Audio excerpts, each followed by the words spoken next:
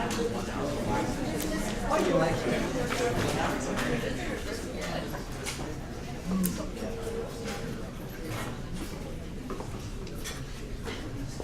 everybody, so this is my team and this is the name of our company. It's called Degrento, and today we're going to share a little bit about what we do. So my team members will...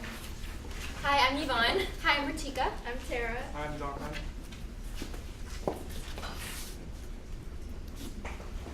So what are the problems and who are we trying to solve for? Like, who is impacted?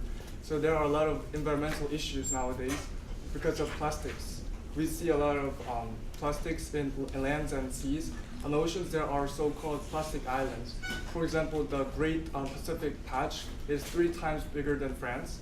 And also there are 270,000 tons of plastics floating on water. So a lot of sea creatures, such as sea turtle, birds, or fish, ingest these plastics, and they die from malnutrition, intestinal blockage, and people, of course, consume these animals, so they have potential of being the victims as well. And that's why we offer our company, to help with cope with these problems. So as you heard before, that was devastating. So as you can see in these pictures, these are the land plastics that end up in our environment. So our solution is to create biodegradable products. So what biodegradable means is that these products will break down over time, over short periods of time, unlike things we use regularly like plastics. So we will create products that include utensils, so like forks and spoons, and also bento boxes.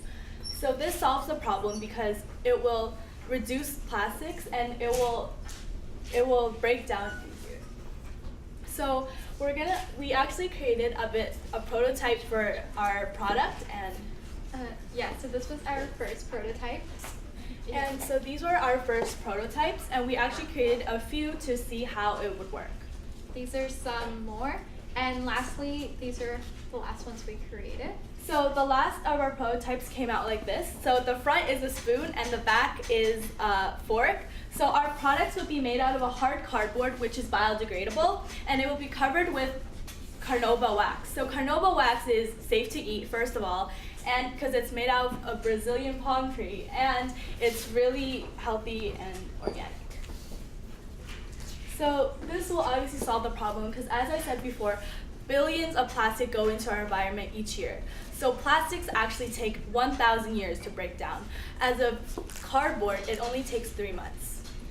So with our products, they will break down in 3 months, and they will break down in landfills as well. So when biodegradable products are exposed to elements such as heat and wind, they will break down, unlike the plastics that will take 1,000 years. So we believe that this is the solution to our problem because there is 40 billion plastic spoons in our landfills. With our product, we will be able to lessen that number, and not only that, our product is biodegradable, which means that it will break down in 3 months, whereas plastic spoons wouldn't, and they take 1,000 years, as Louisa said previously. In order to see how our target market will react to this, we sent out a survey to university students, and we asked them if they currently have a meal plan, which 55.1% did, which shows that we do have an audience for our bento boxes and utensils. And we also asked how much they pay per month on food, which most of them said 50 plus, which would help us with our cost of our product, which is $14 per box, which also includes the food and the utensils. And we also asked people if they would be interested in our product in general, and 87.5% said that they would be willing to pay extra if they knew that their utensils were biodegradable. We also asked a university student that we saw last week if they believed in our idea, and the quote here shows that university students actually do think about this issue, and that they also believe in our product, which shows that our target audience of university students will react to our product and will purchase it.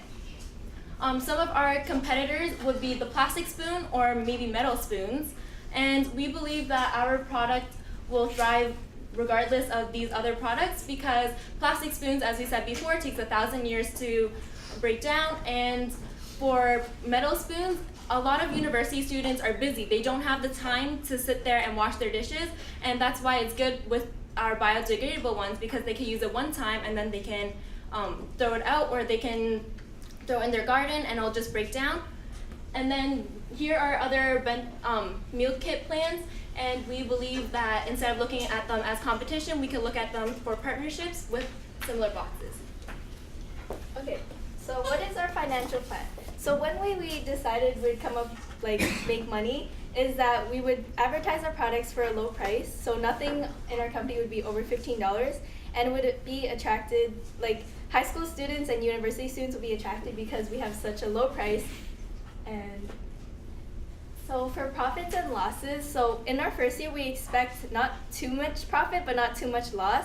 We expect a steady balance. And in our second year we expect our financial position to increase because we would start partnering with social media influencers that will help us spread the idea and our meaning behind this company. And in our third year we would expect triple our financial position from the first year, because we would start partnering with brands we look up to, like HelloFresh. So assumptions I had to make is before our company starts, each one of the shareholders have to save up at least $1,000, so we have enough money to invest in ourselves, because when you're doing business you have to invest in yourself first, because no investor is going to want to invest if you guys don't have a solid plan. And the second assumption I made was that our company has the potential to be could get up to the point where many people want to come to us to partner with us, but also people in the same market as us, like HelloFresh. We look up to them because we have the same concept as them, and we sell healthy meal plans, and on top of that we have materials that help the environment. So in the future, our main goal would be to upscale our business and mass produce, but more specifically, we would want to make partnerships with HelloFresh and Good Food, as we mentioned before, and Uber Eats. So along with our meal plans, we also want to sell individual boxes and cutlery. We also want to partner with social media. Thank you. This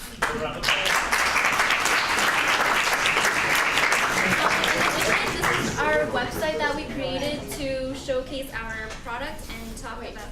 Okay, you can leave it up, but I would open it to the judges. So great presentation, guys, and I love the idea. Just as you know, I started Candy Cutlery because I had the same concern. So one thing that's really hard is selling to big companies like HelloFresh or Good Food, right? So I'm wondering what your plan is to get your foot into the door. Are there other partnerships you consider that might help you in terms of validating your idea?